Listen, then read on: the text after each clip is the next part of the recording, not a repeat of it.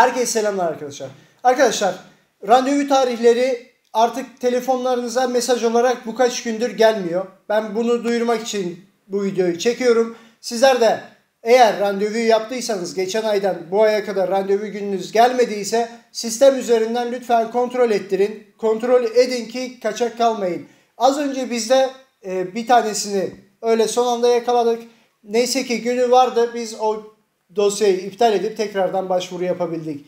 Randevularınıza bakın. Eğer bakamıyorsanız şuradan bizim telefonlarımıza ulaşırsanız bizler sizin için bakarız. Sizlere ne durumda olduğunu söyleriz. Başka da sorunuz varsa bizlere ulaşabilirsiniz. Ayrıca Türkmen vatandaşlarının hala giriş çıkış yapabilmesi için yardımcı olmaya çalışıyoruz. Bu giriş çıkışlarla da alakalı bizlere ulaşırsanız sizleri en kısa zamanda, en kısa sürede giriş çıkışlara götürüp getirebiliriz. Buradan göndeririz. Gidip kolay bir şekilde gelirsiniz. Fiyat almak için bizleri arayabilirsiniz. Bizlerle iletişime geçebilirsiniz. Eğer yakındaysanız, İstanbul'daysanız Bakırköy meydana gelerek Marmaray geliyor, metrobüs geliyor, otobüs geliyor. Buraya gelerek bizlerle yüz yüze görüşebilirsiniz. Pasaportunuzu gösterebilirsiniz. Eğer giriş çıkışı yapılıyorsa sizlere giriş çıkış yaptırarak oturma izninizi aldırabiliriz.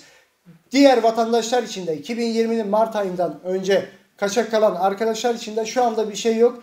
Bununla da alakalı çok soru geliyor. Bununla alakalı şu anda maalesef bir şey yok. Eğer olursa, yeni bir gelişme, yeni bir değişim olursa sizlerle memnuniyetle paylaşacağız. Sizler de takipte kalın, kanala abone olun ve bildirimleri açın ki videolardan anında haberiniz olsun. Arkadaşlarınızla da paylaşın. Eğer giriş çıkış yapmak isteyen kimler varsa kimse mağdur olmasın. Herkes giriş çıkış yapıp oturma izni alabilsin. Şimdilik bu kadar. Kendinize iyi bakın. Kanala abone olup takipte kalmayı unutmayın. Kendinize iyi bakın.